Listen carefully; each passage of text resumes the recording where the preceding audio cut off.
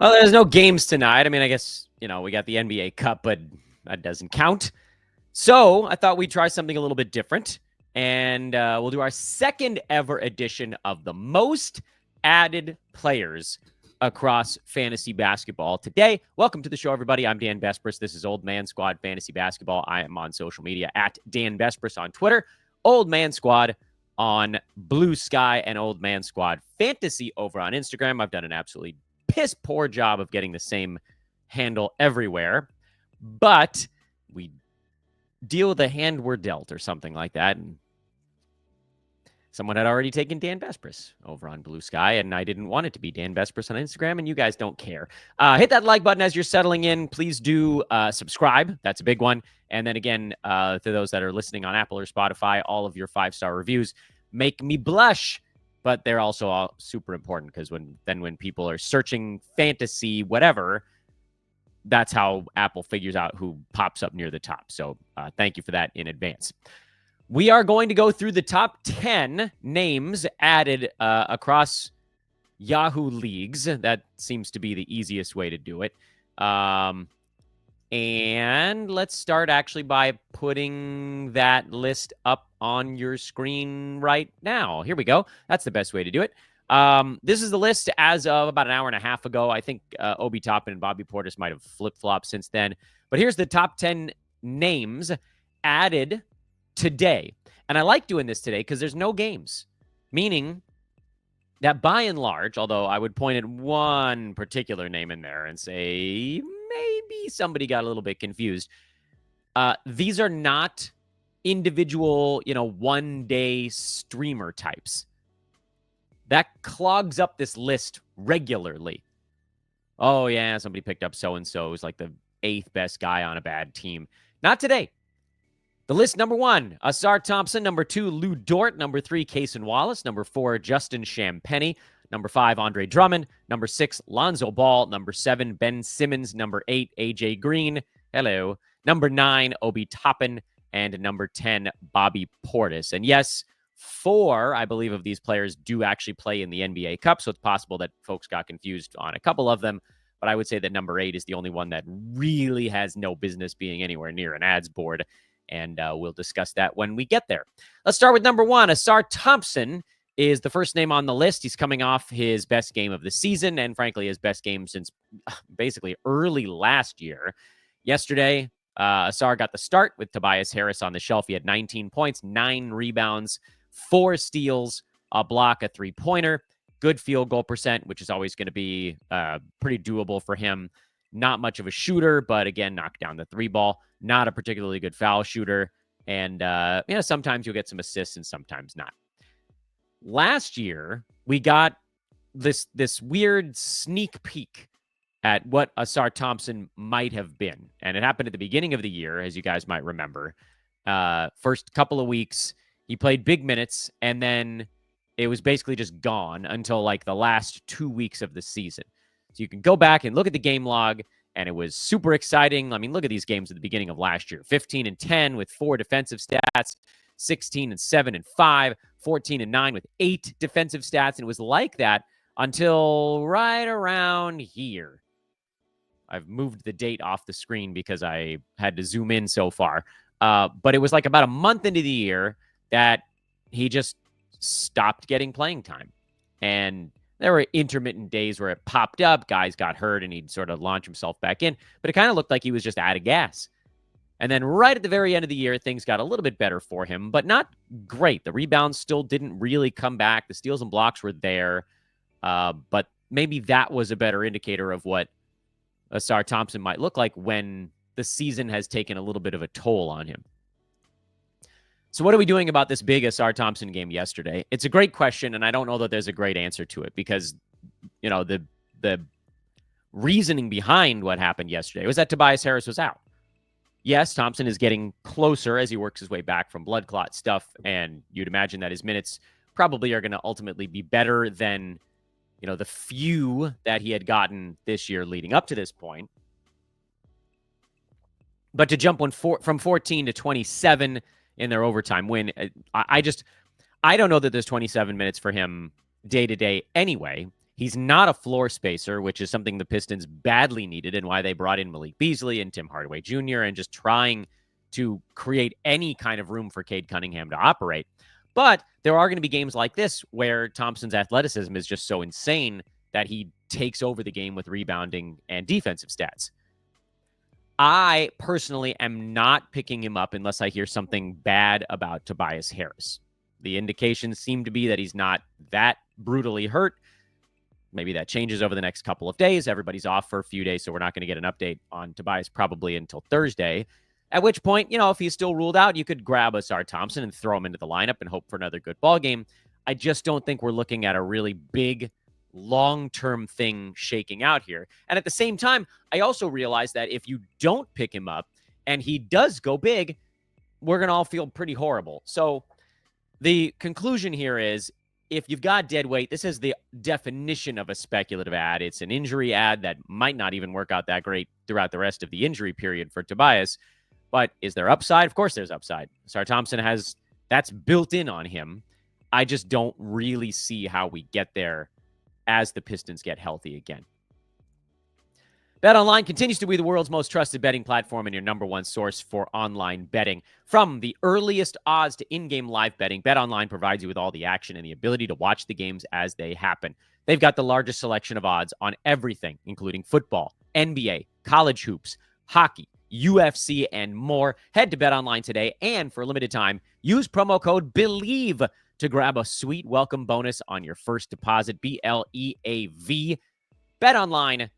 The game starts here. Next name on the list is Lu Dort. Lu Dort. I think I'm doing this in the right order. If I screw it up, I apologize. I tried to open the tabs in the right order. Lu Dort is fine.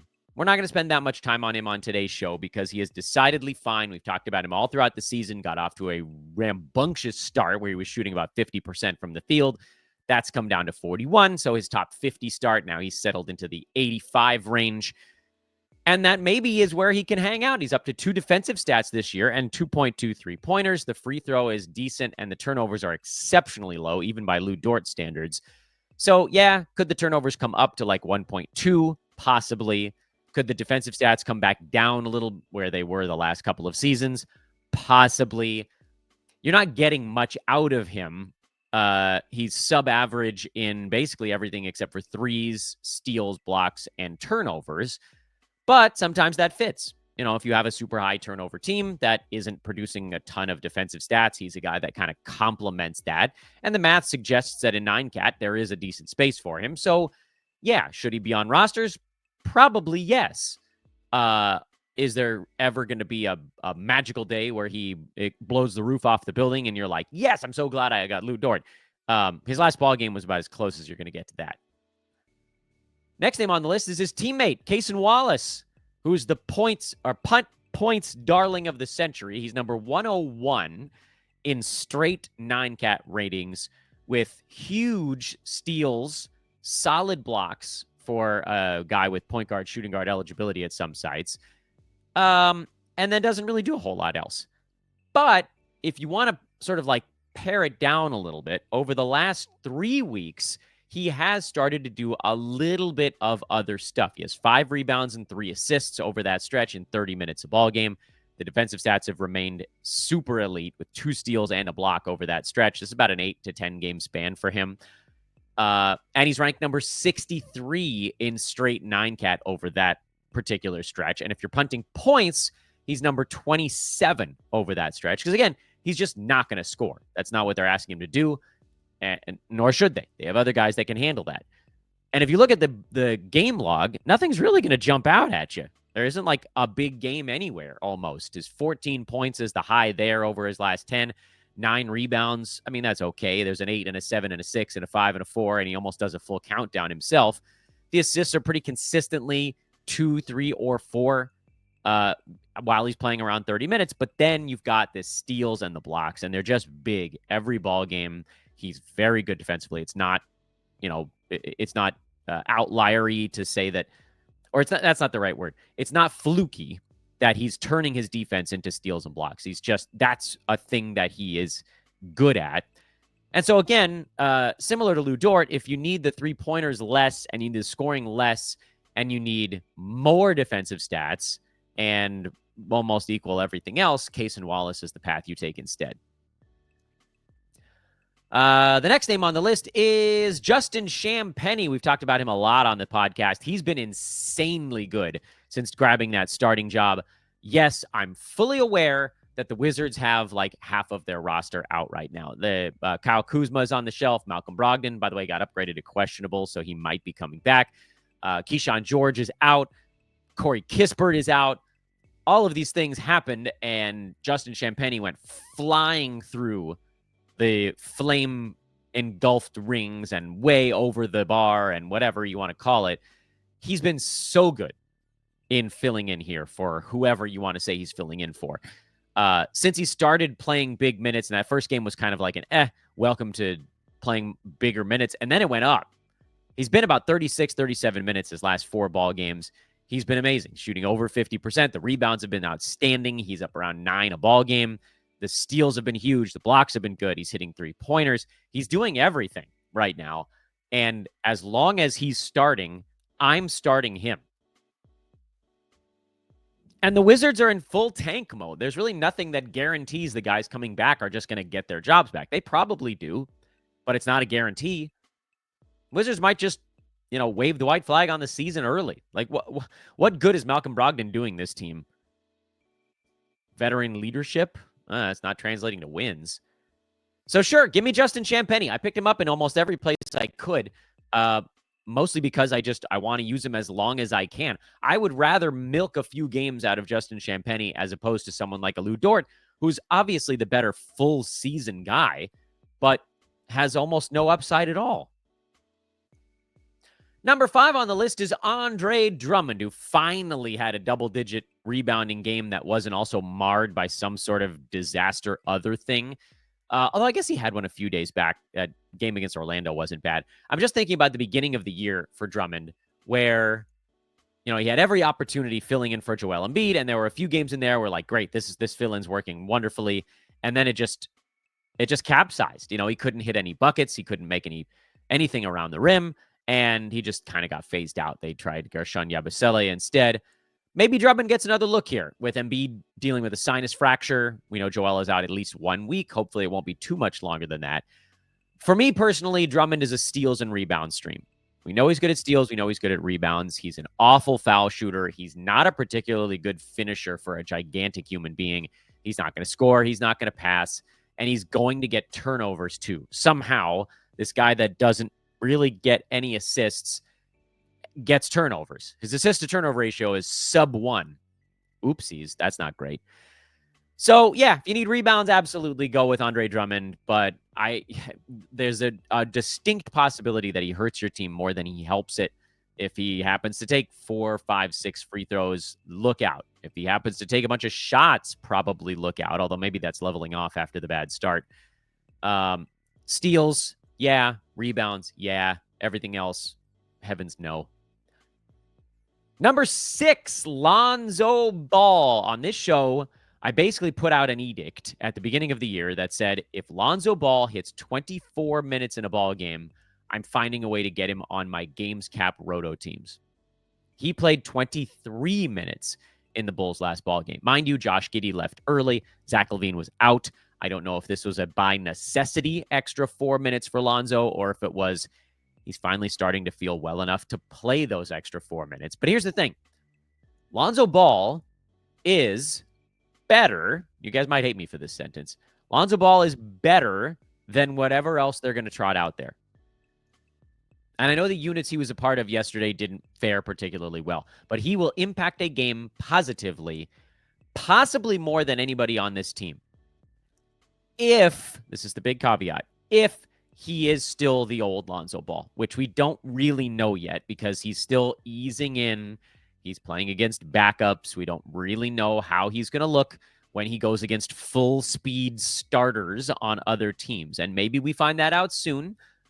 My guess on Lonzo, and I don't have this is educated guess, is that we're still looking at a few weeks before he actually hits any kind of legitimate legitimate's not even the word, like even fringe fantasy value. And I know yesterday 8, 6, and 7 is good, but there really wasn't much going on before that. And you guys can see the game log here.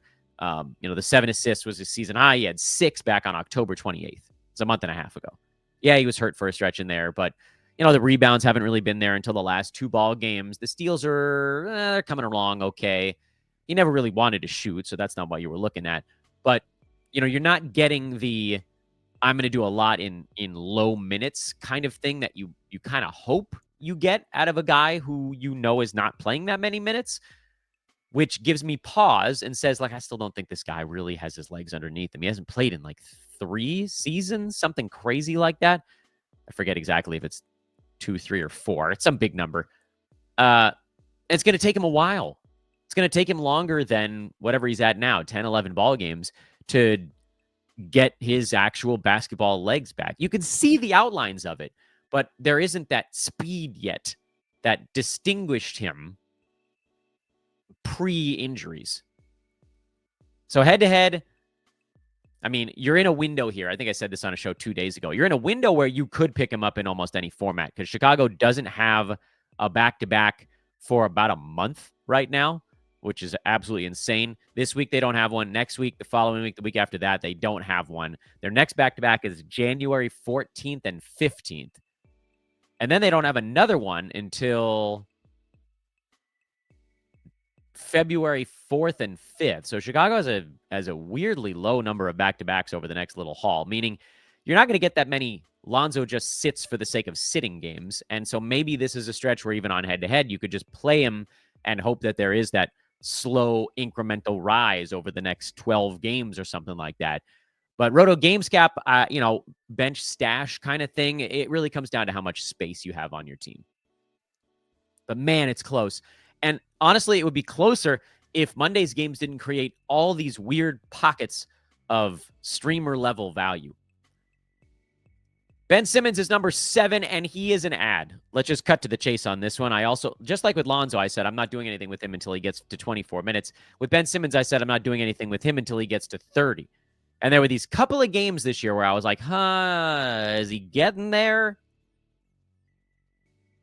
November 8th, he played 27, and I almost added him. November 24th, he played 27, actually 2 days in a row, and I almost added him. And then he went down to, he had an 11-minute game mixed in there, and then 21, and it really wasn't clear what the hell was going on. And he sits back-to-backs. And right now, nobody's playing particularly often, which is good for Ben. But look, I don't know what the future is going to bring. I don't know what the next ball game is going to bring. I don't know if Ben Simmons is going to be able to stay upright for 2 consecutive ball games. But he played 31 damn minutes on Monday night, and so he became my priority ad. I know he's number 7 on this list, Yahoo by volume. And some of that's because he was over-rostered prior to last night. But Ben Simmons is the guy that I picked up anywhere I had someone I was willing to drop. I don't know if he's going to play 31 minutes again. This might be the only time all year. But if it's not, if this is the start of, Ben, you're going to play 28 or more minutes per ball game, there are a lot of team builds where that would make sense. Yes, he's bad at free throw shooting. But you know how many free throws he's taken in the last month? 6. He's made 3 of them because he doesn't want to do anything on offense. He's like Cason Wallace, bit of a punt points darling, but you've got the high turnovers. That's where a lot of these other guys beat up on Simmons. Still, rebound, assist, steal, field goal percent combination is useful in the right dose. There just wasn't enough of it in 24 minutes a game. 5 points, 5 boards, 6 assists. Not enough, but you add another 20 to 30% on top of that, which is what you're talking about. Going from 24 minutes to 30 is like another quarter. It's exactly another quarter. Add a quarter of that. Add another 1.5 points, basically, another 1.5 rebounds, another 1.75 assists or whatever. And now you're talking about 7, 7, and 8. That's really different than 5, 5, and 6 or 6.5. And the steals, which used to be really big for Ben, they're not anymore because he's slower now, goes from 0.9 to 1.1. These little things that don't seem like they would matter, they do. What if you get the start like what Ben Simmons did in 2022, 2023? That was 7, 6, and 6. By the way, I think the assists will be higher because they have no point guard right now. 1.3 steals, 0.6 blocks. That was a guy who was shooting 44% at the foul line. But that was a guy that had fantasy value. He was like fringe valuable if you weren't punting free throws, and he was valuable if you were. That's a possibility right now. But he's got to get up near 30. AJ Green, we're going to spend exactly 5 seconds on this one. Somebody got fooled thinking that the game tonight on Yahoo counts. It does not count. Do not add AJ Green. Let's keep going. Punchy. Oh, Robert Portis. He might also be getting picked up because of the fact that they're in the NBA Cup tonight and the game doesn't count. Or it might just be because he's been kind of warm lately. Last 3 ball games for Portis, he shot the ball much better. 23 for 31 shooting. He's been hot. Over that span, he has 24 rebounds, 55 points over that stretch. He has 5 blocks. We know it well enough to know that this is not a thing that's going to last with Portis. So if you are picking him up, it's because you're chasing a heater. And maybe it works for you, but you guys know my stance on this show on chasing heaters is there's like 2 guys out there when they get hot, and I'm like, okay, yeah, I'm going to actually take the plunge on this one. Buddy Hield, when he's getting minutes and he's hot, that's a heater I chase. I think there's probably 1 or 2 other guys that I can't think of off the top of my head. But Bobby Portis is not one of them. So he's a no for me. And finally, the last name is Obi Toppin. You want to talk about chasing heaters. Obi's been on a pretty serious one himself. Yeah, he had 1 game in there where he shot 4 for 11. But overall, he's just been dunking. And we can go through the last, I guess it's 7 games now for Toppin. 70%, 60%, 46, 75, 36, 64, and 75% from the field. Perhaps even more notably, over that same span, from three-point land, 25, 50, 17, there's an oopsies, 75, 33, 50, 67 from three-point land. He's been going crazy. Toppin's been great. He's basically been a second rounder for his last 7 ball games, but he was like, top 150 before that. We have every reason to believe that Obi Toppin is going to go back to being Obi Toppin. But there is this sort of unknown element to his heater, which to say, like, I don't know how long it's going to go. And did Rick Carlisle just decide that Toppin's going to be like one of the guys now? Because Benedict Mathurin is seeing his minutes trimmed when Toppin's been coming on. If Mathurin gets hot again, does that flip right back? Probably, by the way, is the answer to that. Obi does have a relatively fantasy-friendly game. He doesn't rebound all that well, but he's generally a pretty good percentages guy for both field goal and free throw. He hits threes. He'll get you steals more than blocks. He doesn't turn the ball over very much. And 2 assists, something like that, over this warm stretch for him is not nothing. So it's just easy to translate to fantasy value when you're good at both percentages. And it just so happens right now he's having a really strong 3-pointers run that's kind of fueling a little bit of this. And then the rebounds have been better, and the team has just had decent chemistry with him out there. But the minutes are all over the map. He had the 31-minute game where you're just like, yeah, that's the one. But then these other ones, he's doing his damage in 22 minutes a night. Guys, you got to go with the math on this one. Long-term, 22 minutes will not be enough for Obi Toppin to sustain fantasy value. So if you're playing it, you're playing him knowing that at some point the heater is going to flip the other direction, and then you're going to have to get out of there like your hair is on fire. Quickly, just a reminder on what this list looked like. Again, this is the most added players on Yahoo Fantasy Basketball today. This is not how I love them. This is how they've been getting added. This is what the world is doing right now on a day without basketball games.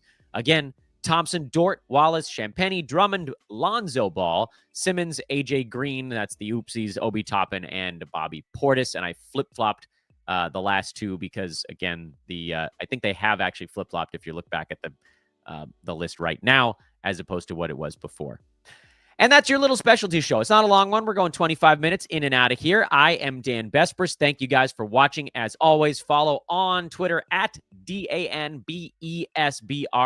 I do a lot on social media. It's a stupid amount, frankly, but that's where we're at. And it's, one of the places where you got to try to grow a thing. And one of my huge goals, I've talked about this a lot, is for the first 1 full calendar year from launching Old Man Squad Sports Network, I am pouring every moment of my being into growing the Old Man Squad Sports Network. So that means Twitter and social all the time, YouTube shows whenever we can get them out. I try to respond to everybody's comments on the YouTube shows. I can't do it on social media. There's too many and I lose them. They're just lost in the clouds, where with YouTube, like, it's very easy to line them up and see what you have and have not responded to. Social's too damn hard. So thank you for all of you guys for helping us grow. I hope that that is appealing to those of you who might be new to the proceedings. Follow on Twitter, like that video, subscribe on your way out. We'll be back with you tomorrow. We are starting another nice, fun wave of buy low, sell high shows. We'll be talking to Raphael Johnson in the morning tomorrow. And I'm trying to remember exactly how the guests line up. I have like 4 hits booked tomorrow alone. NBA G-Wiz is in the afternoon.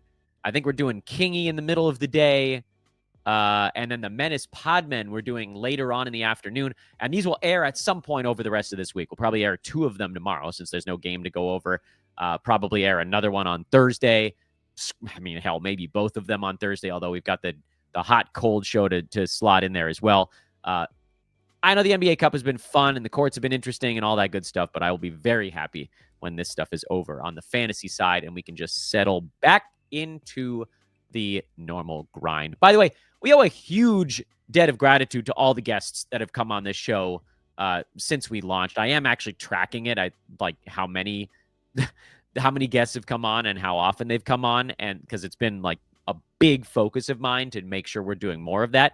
You guys all deserve like a slice of the accolades that are coming right now. It's with you that we can all grow together. Thanks again for watching, everybody. Let's wrap it up now. I've yammered incoherently at the end of the show long enough. I'm Dan Bespris for Old Man Squad Fantasy Basketball.